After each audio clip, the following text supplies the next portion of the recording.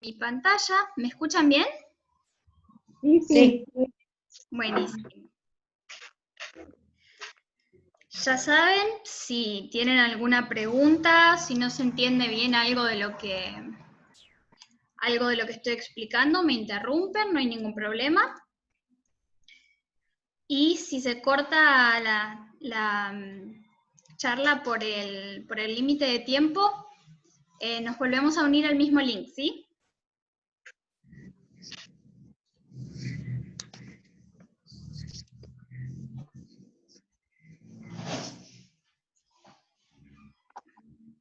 Bueno, como pueden ver, el tema de hoy es alimentación. Alimentación es un tema que probablemente ustedes sepan más que yo. La mayoría me ha dicho que tuvo charlas con nutricionistas, cursos de cocina, así que de alimentación ustedes saben y saben un montón porque es un tema que se le da mucha importancia y es un tema del que se habla mucho. Yo no soy nutricionista, así que lo que vamos a hacer hoy, yo no les voy a dar una dieta, no les voy a decir qué tienen que comer y cuánto, no les voy a dar recetas ni nada por el estilo. Sino lo que vamos a hacer es ver la alimentación desde el lado de vista de la medicina. Vamos a ver la alimentación con relación a las enfermedades. Más específicamente, en relación con las enfermedades crónicas no transmisibles, que son las que estábamos hablando desde el primer día, ¿sí? Entonces, recordamos esta imagen que habla de la inflamación crónica sistémica de bajo grado. Vemos que todas estas cosas que aparecen de este lado son factores de riesgo que nos llevan a una inflamación crónica sistémica. Para destacar entre estos factores de riesgo, la dieta y la obesidad. Entonces, estos factores de riesgo, perdonen que estoy admitiendo gente, un segundito. Entonces, estos factores de riesgo nos van a llevar a una inflamación crónica, sistémica, de bajo grado, leve, que no se manifiesta demasiado, que no se nota demasiado en los análisis, pero que está ahí. Y al estar constantemente inflamados, nos llevan a todas estas enfermedades. Como ya dijimos, diabetes, enfermedades cardiovasculares, cáncer, depresión, enfermedades autoinmunes, neurodegenerativas, sarcopenia, osteoporosis.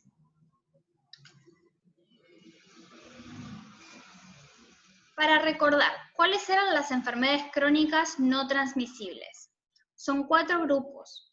Enfermedades cardiovasculares como infartos y ACV, cáncer, enfermedades respiratorias crónicas como la EPOC o el asma y la diabetes. Entonces, ¿la buena alimentación puede prevenir las enfermedades? Esto es lo que vamos a hablar hoy.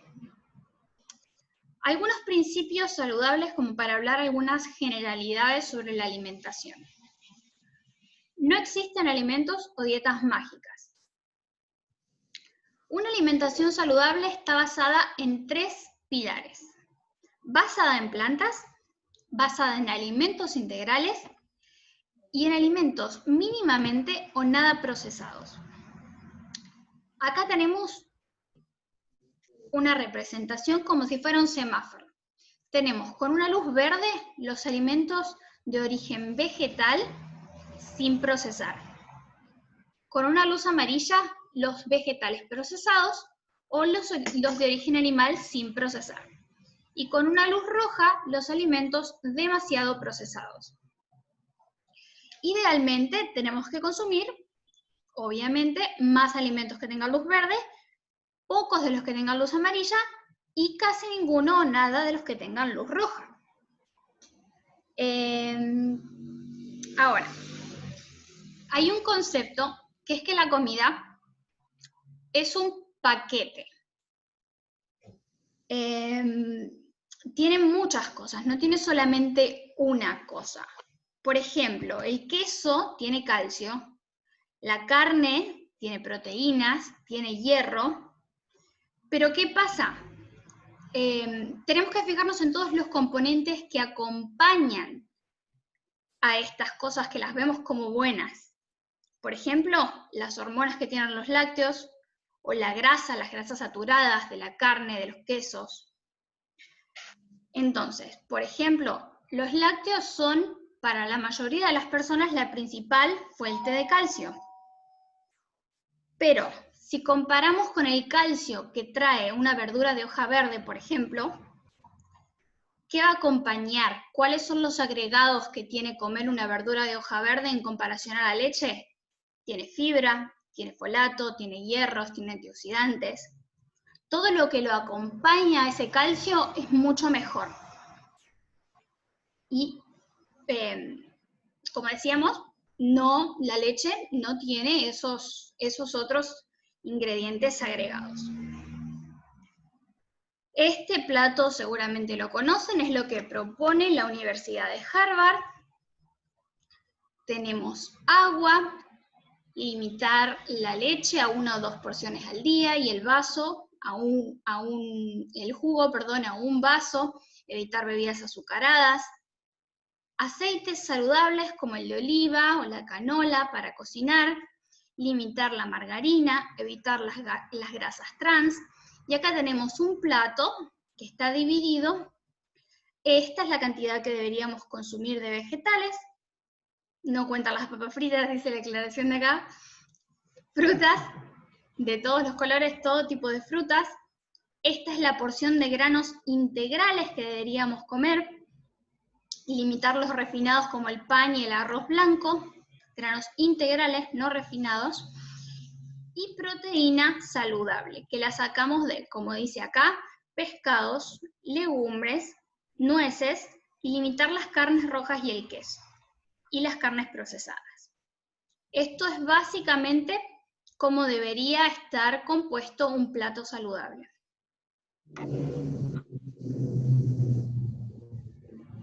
Bueno, estábamos hablando entonces de los alimentos procesados. El clásico ejemplo de un alimento procesado es cuando se muele el trigo para hacer harina blanca. Hay otros alimentos que al procesarlos se vuelven mejores, pero son los menos. Por ejemplo, tenemos acá el ejemplo de los tomates. Los tomates, al procesarlos y volverlos jugo, aumenta 5 veces la cantidad de licopeno. El licopeno es un pigmento que le da el color rojo al tomate y que es un potente antioxidante. Los antioxidantes, ¿se acuerdan que hablábamos del estrés oxidativo? Los antioxidantes eliminan o protegen contra los radicales libres del estrés oxidativo. Bueno, cuando hablábamos del semáforo, hablábamos de los alimentos con luz amarilla. Los alimentos con luz amarilla no es que no se pueden comer. La idea es que los podemos consumir si nos ayudan a consumir más alimentos con luz verde. Por ejemplo, acá tenemos una imagen de la leche de almendras. La leche de almendras sería un vegetal procesado, o sea que sería una luz amarilla. Pero, como me decía mi profesora, si la única forma de que vos comas un plato de avena, es agregándole leche de almendras, entonces la leche de almendras es buena. Es un alimento amarillo, pero que nos está ayudando a comer algo mejor, un alimento con luz verde. Entonces, un concepto importante, los alimentos no son ni buenos ni malos, son mejores o peores. No podemos decir que la leche de almendras es mala, sino que comer almendras es mejor que tomar leche de almendras. ¿Sí? Bueno. Efectos de la alimentación basada en plantas sobre el cuerpo y el cerebro, es el título.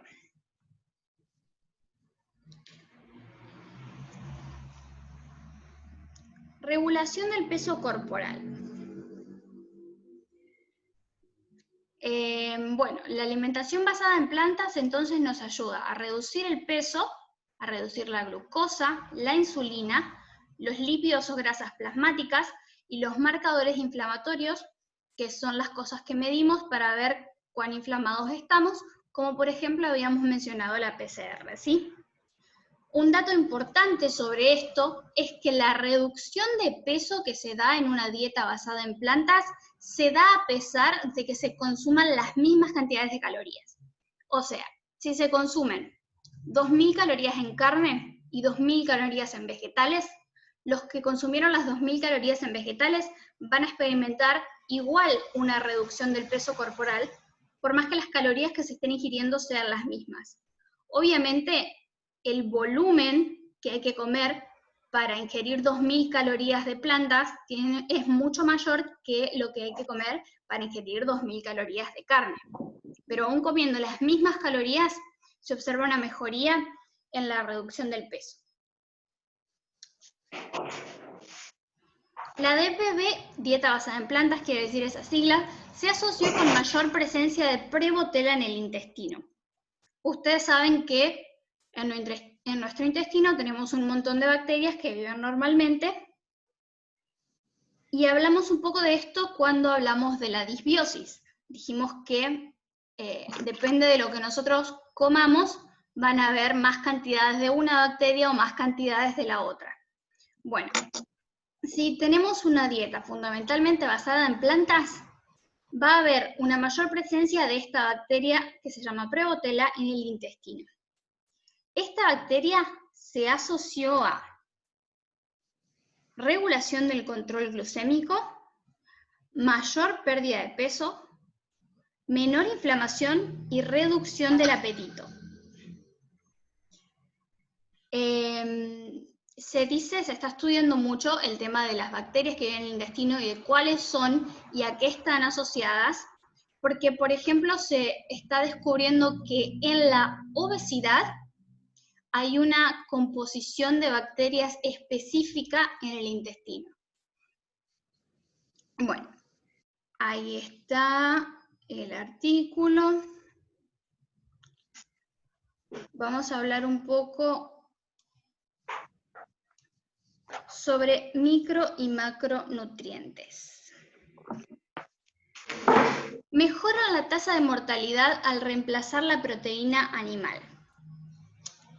Al reemplazar el 3% de la proteína animal, especialmente la que viene de la carne roja o de los huevos, por proteína vegetal, mejora mucho la mortalidad. Ahora, es probable que este efecto beneficioso de reemplazar la proteína no sea por la proteína en sí, sino por lo que hablábamos antes de los componentes perjudiciales que acompañan de este paquete, que no solo la carne tiene proteína, sino tiene un montón de otras cosas. En cambio, los vegetales tienen otro grupo de cosas que no serían tan malas. La dieta basada en plantas presenta mayor ingesta de fibra, de magnesio, de hierro, de ácido fólico, de vitamina B1, C y E. Los fitoquímicos y la vitamina C podrían estimular la función inmunológica y eventualmente prevenir ciertos tipos de cáncer. Y cuando la ingesta diaria de fibra es entre 25 y 29 gramos al día, se observa una reducción de las enfermedades cardiovasculares. Enfermedades cardiovasculares, infartos al cerebro. Bueno, en cuanto al cerebro.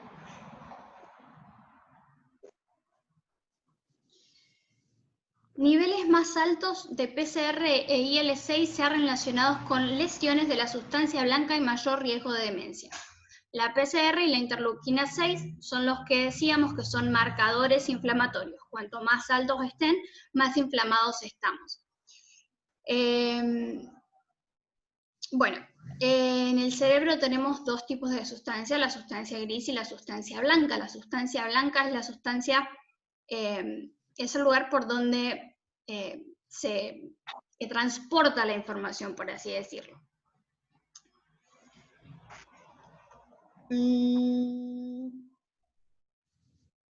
Bueno, se observaron mejoras a la puntuación de ansiedad, el estrés y los síntomas depresivos en adultos sanos, obesos y no obesos, con el consumo de una dieta basada en plantas. Y otras enfermedades. La dieta basada en plantas mostró mejorías en los niveles de anticuerpos, síntomas y frecuencia del dolor en pacientes con migrañas, esclerosis múltiples, fibromialgias y artritis reumatoide. La migraña y la fibromialgia son enfermedades caracterizadas por un muy alto nivel de dolor. En la migraña es un dolor de cabeza, pero muy fuerte, muy intenso, y la fibromialgia básicamente duele todo el cuerpo. Entonces, en estas enfermedades se asoció con menor frecuencia del dolor. Y la esclerosis múltiple y la artritis reumatoide son enfermedades autoinmunes, es decir, que se generan anticuerpos. En la esclerosis múltiple se ataca al sistema nervioso, a la médula espinal, y en la artritis reumatoide lo que se ataca son las articulaciones principalmente. En estas enfermedades se vio una mejoría en los niveles de anticuerpos, o sea, no hubo tantos anticuerpos que atacaran estas partes. Bueno, hablando entonces de la dieta basada en plantas. Comer más, engordar menos es el título. Las frutas y verduras tienen un contenido de agua de entre el 80 y el 90%. Las personas tendemos a comer siempre la misma cantidad.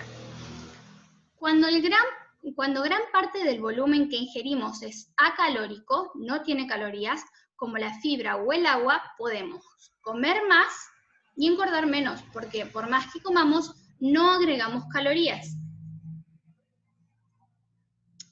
Acá tenemos en esta imagen, dice, cantidad de comida en una ración de 100 calorías. Cada uno de estos platos contiene 100 calorías. Acá, el primer plato dice brócoli. Para comer 100 calorías de brócoli, tenemos que ingerir 285 gramos. Ahora, en este plato tenemos pollo a la plancha. Para comer 100 calorías de pollo a la plancha, alcanza con solamente 70 gramos. Es un volumen mucho menor, ¿sí? Miren los tomates. Tenemos que comer medio kilo de tomates para alcanzar las 100 calorías. Pero miren qué pasa con el queso cheddar. Con 25 gramos ya llegamos a las 100 calorías. Bueno, datos. Los científicos han empezado a identificar en el ambiente contaminantes químicos obesogénicos que generan obesidad, que pueden interferir con el metabolismo y predisponernos a la obesidad. 95% de esa exposición a estos contaminantes obesogénicos se produce por el consumo de grasa animal. Los alimentos más contaminados con estos químicos son las sardinas y el salmón. Y es posible que las reservas de grasa del organismo actúen como depósitos de estos contaminantes. El tejido adiposo del que hablábamos la otra vez. Ingerimos y se van acumulando y van aumentando la toxicidad. Ahí tenemos la información. Bueno. Otra cosa, más datos. Es posible que el índice metabólico basal de las personas que siguen dietas fundamentalmente vegetarianas sea un 11% más rápido. El índice metabólico basal es la cantidad de calorías que gastamos estando en reposo. Esto quiere decir que durmiendo los vegetarianos gastan más energía.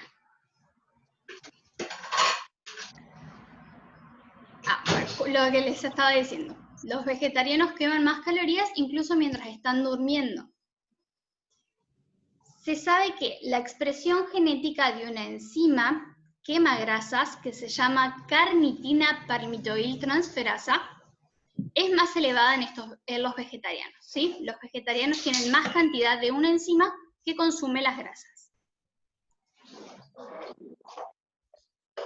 Bueno, la información. Y vamos a hablar entonces particularmente de algunas enfermedades. Vamos a hablar sobre la diabetes. El sistema digestivo descompone los carbohidratos que nosotros ingerimos y los transforma en glucosa. La glucosa es un azúcar simple, es un azúcar chiquito que el intestino puede absorber.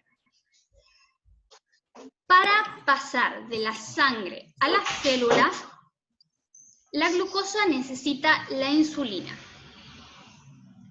Podemos pensar, para representarlo de alguna forma, que la insulina actúa como una llave que abre la puerta de las células para permitir la entrada de la glucosa.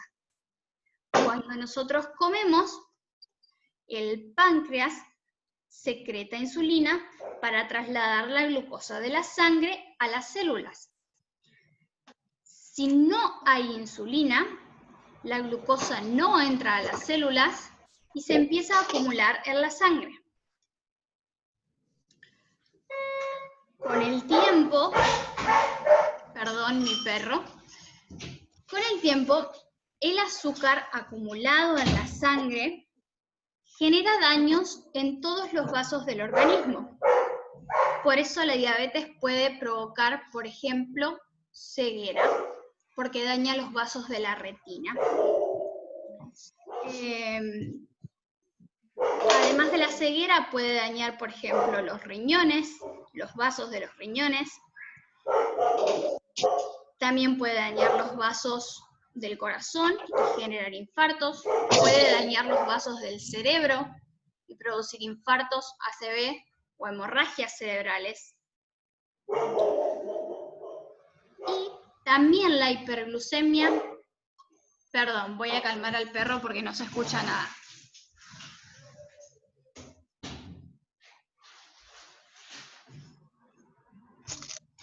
Ahí está, disculpen. Bueno, dijimos que la acumulación de glucosa en la sangre daña los vasos. La otra cosa que va a dañar son los nervios. Cuando daña los nervios se llama neuropatía. La neuropatía genera, sobre todo en manos y pies, sensaciones de hormigueo y dolor. Bueno, acá me avisa que la reunión se va a cerrar en 10 minutos. Si ustedes quieren, volvemos a entrar con el mismo link, ¿sí? Bueno, estaba diciendo, sensación de hormigueo y dolor en manos y piernas. Y como consecuencia del daño a los vasos sanguíneos y a los nervios, los diabéticos pueden sufrir de mala circulación, porque no llega suficiente sangre a las extremidades, y de pérdida de la sensibilidad, porque están dañados los nervios. Estas dos cosas juntas pueden llevar a que se lastimen porque no sienten, no se dan cuenta de que algo los está apretando, no se dan cuenta de que pisaron algo. Y a la vez, la mala circulación hace que las heridas no curen bien. Al no curar bien, las heridas se infectan. Y eso puede llevar a una gangrena, a una muerte del miembro y terminar en una amputación, más frecuentemente de pies. Bueno, dijimos entonces que la insulina era como una llave que ayudaba a que la glucosa entrara a la sangre. En la diabetes tipo 2, el páncreas funciona bien, el páncreas está secretando insulina. Pero ¿cuál es el problema? Que la cerradura está tapada por toda la grasa que se encuentra depositada en las células musculares. Esto es lo que se conoce como resistencia a la insulina. Hay insulina, pero la insulina no puede actuar porque la célula está bloqueada con grasa. Entonces, la grasa corporal, el exceso de grasa corporal, es uno de los primeros factores de riesgo para diabetes tipo 2. Y existe algo que se conoce como el efecto derrame, que es cuando los adipocitos, que los adipocitos son los que forman el tejido adiposo, las células que almacenan grasa, acá tienen una imagen, ven que la célula es casi todo grasa. Los adipocitos se llenan tanto de grasa que se les empieza a derramar. Esta grasa se vuelca y vuelve a la sangre. Entonces, las personas obesas, por más que no ingieran una comida rica en grasas, el nivel de grasas que tienen en la sangre siempre es alto, porque los adipocitos están constantemente derramando grasa a la sangre. Es como si siempre estuvieran comiendo comidas grasas. Bueno, no todos los tipos de grasas obviamente afectan de la misma forma al organismo.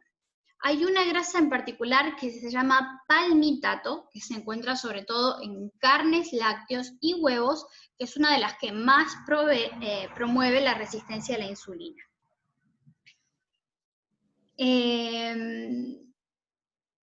Bueno, y otra cosa que las grasas pueden generar en el músculo, algo que se llama lipotoxicidad,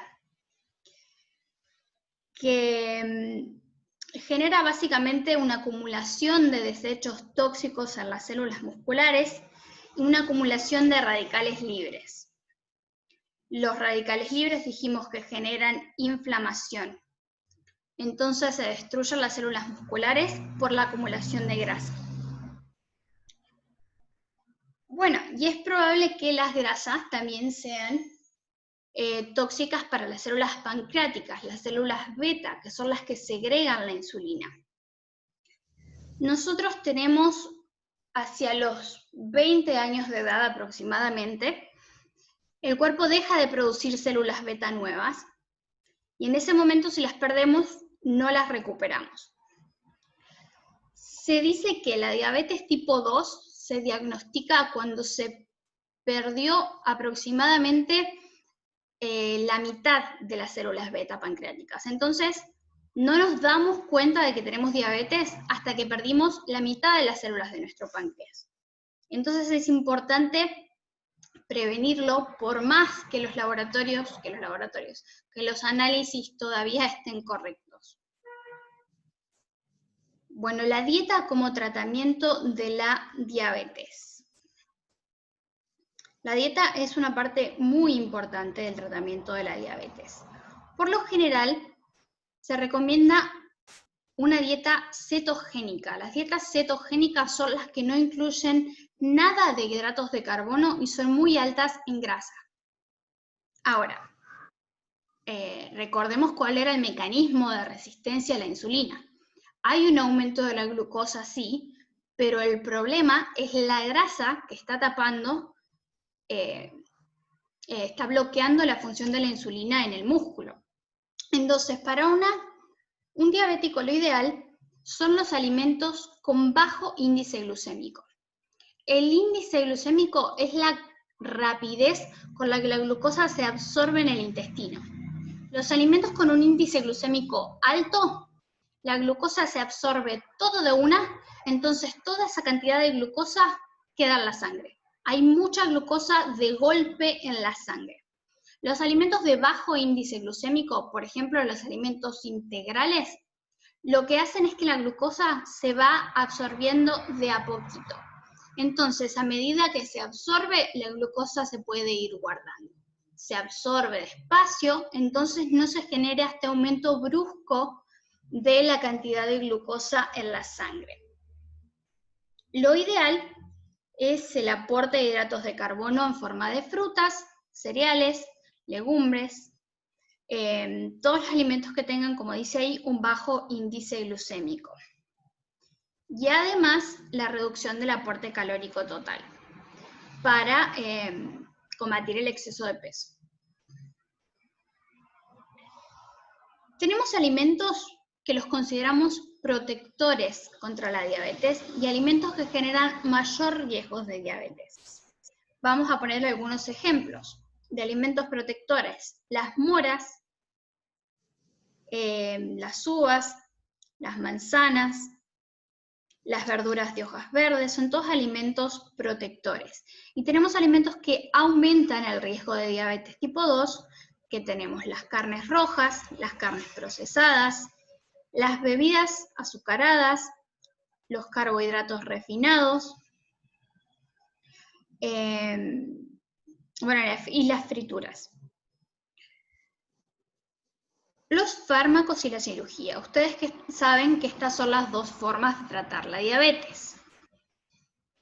Dice, la diabetes tipo 2 deriva de la resistencia a la insulina. La hiperglucemia es solamente un síntoma.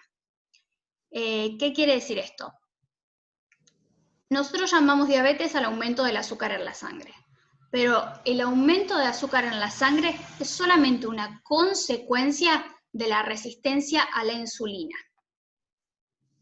Dice, tratar de bajar la glucosa en sangre a cualquier costo no trata la causa de la enfermedad, porque la glucemia alta es una consecuencia, no es la causa. La causa es la resistencia a la insulina.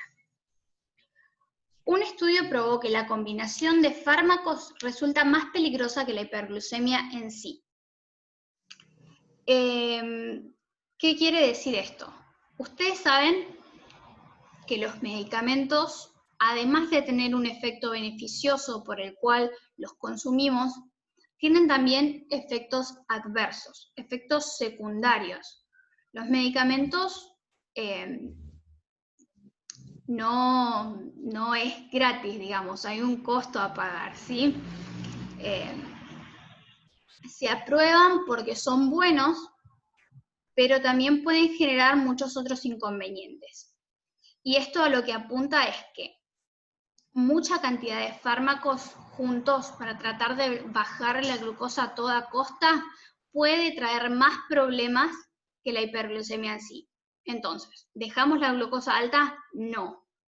Pero combinar muchos fármacos para bajarla a toda costa no sería lo ideal. Dice, los tratamientos con insulina pueden acelerar el envejecimiento, empeorar la pérdida de visión como consecuencia de la diabetes, promover el cáncer, la obesidad y la aterosclerosis. Bueno, el famoso bypass gástrico, ¿sí?